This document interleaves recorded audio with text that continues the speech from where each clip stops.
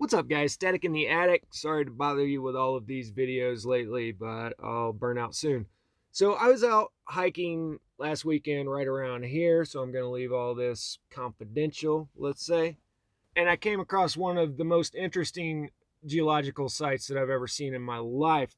Now, I'm no geologist, and I'm sure a lot of my viewers aren't, but it doesn't take much to realize that we're looking at catastrophic flooding here. At its highest point, it's about 150 feet of the river rock, and then, another 100 feet of the sediment on top of that. And the thing is this is out in the middle of the desert. Where did all the water come from? Out here in the middle of the desert. I definitely thought of Randall Carlson, so I'm definitely going to try to get this to you, Randall, and see what you think of it. You can contact me at staticintheattic1984@gmail.com.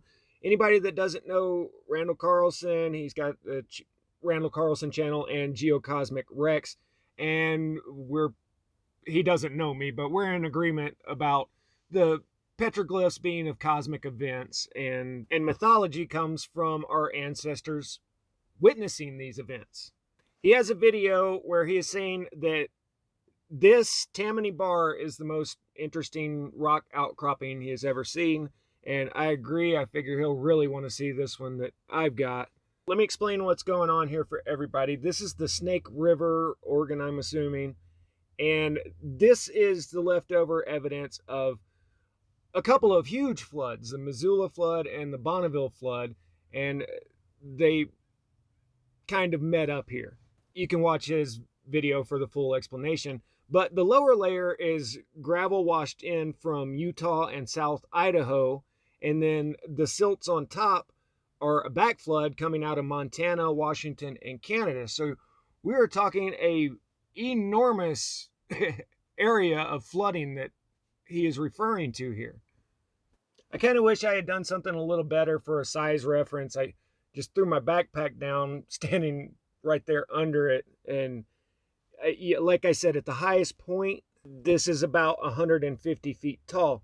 And the area has obviously been excavated. Do you think that some geologists might have come across this and just said, well, let's not worry about that, because there's no angle of repose to the rocks there, except for further down river in the canyon. And then also up here at the very top, where the water first hit and dug out the channel, I believe.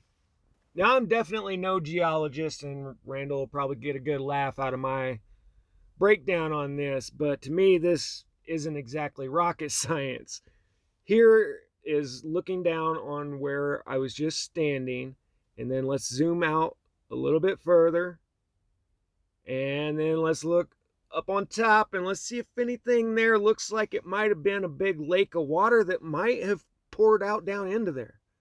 I mean, how much training do we really need to see what is right in front of our eyes? I mean, this one looks pretty damn obvious to me. And once again, this is out here in the middle of the desert. So let me walk you guys through this step by step, the way I see this going down.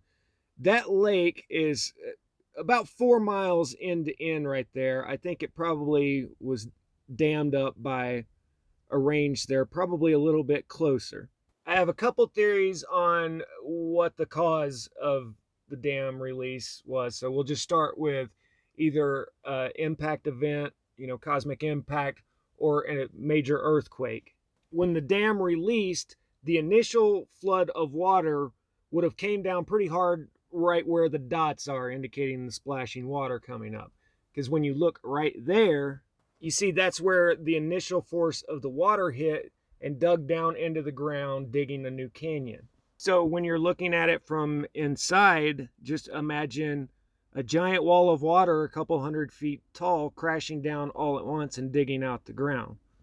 And then it would appear, after it was all excavated out, then as the water level receded, the faster moving currents are going to deposit all the bigger rocks, the river wash that we're looking at that's 100 feet thick. But this doesn't explain the huge 100 feet of sediment up on top. To me, this all makes a lot of sense. I mean, it just seems very apparent that, that's what happened, that is a wash through there. But that lake's only 4 miles across, so I can see that depositing all of the river rock, whatever, I don't know the technical name of these things. But for what's on top of there, this is where I'm going to absolutely lose Randall Carlson. Stick around, though, because I want to show you the petroglyphs and some other really strange geology all in this same area. I don't think there's any coincidence at all that there are petroglyphs right here at this location. Zooming out and looking at the big picture of this, there are no rivers flowing into, I'm going to call it an ancient lake there. So I would assume that the prevailing hypothesis would be that it's left over from the Ice Age. I don't agree with that, but that's probably what most people would say. That still doesn't explain the 150 feet of sedimentary rock on top. I think that this was part of a much larger flood that went through this area, and I think it's so huge and mind-boggling that nobody's even bothered to look at it. But I think all of Southern California is sediment from a major flood that washed right through there at the Grapevine north of LA, and it probably flooded up into the valley. I think this flood stripped all of the topsoil off of everything west of the Rockies, and I think you can see the evidence of this catastrophe throughout about 2/3 of North America. It was that major. But I'll save that one for another video for my viewers. In this video, I wanted to show this rock. Does this look like any ejecta rock that you have ever seen?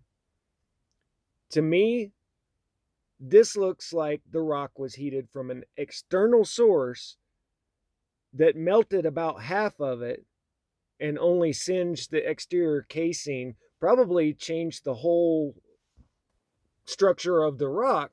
But to me, this doesn't look like it was originally hot and then cooled this way. It looks like it was heated from one side, melting everything. And then, I don't know, maybe some indicator of age would be this calcite kind of film that's on the outside of it. But anyway, this is located right here in the canyon. And the thing is all of the rocks are burnt on the same side. Let you guys soak this in a little bit more, but you can see how the top left is melted. I don't know how else to put it. And then the next rock down, the same direction, is melted. And then it's smooth on the bottom side. And then the next rock down, the same thing. And you see how this one appears to have kind of a hole burn in it. Well, here's another rock that definitely has a hole burnt in it, unless I'm just missing something here. And if this wasn't already the most bizarre place on Earth, guess what is just right exactly next to it? Petroglyphs.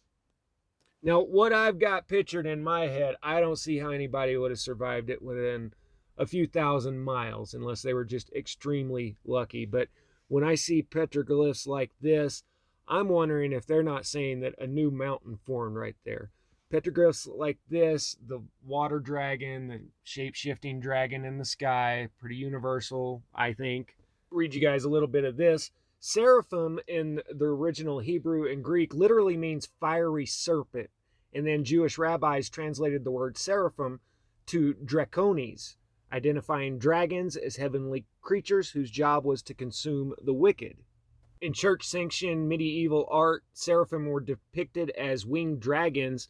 Bible covers of the time of St. Thomas Aquinas show the throne of God flanked by the soul-devouring seraph dragon.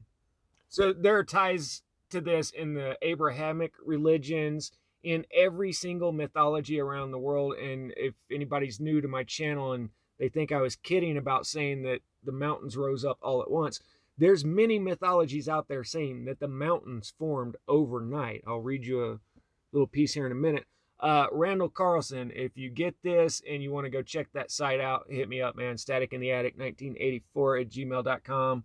We'll figure out how to get there. For everybody else, I'll sign off with this. I keep telling you guys over and over again, the favorite tool of the controllers is scorn and ridicule.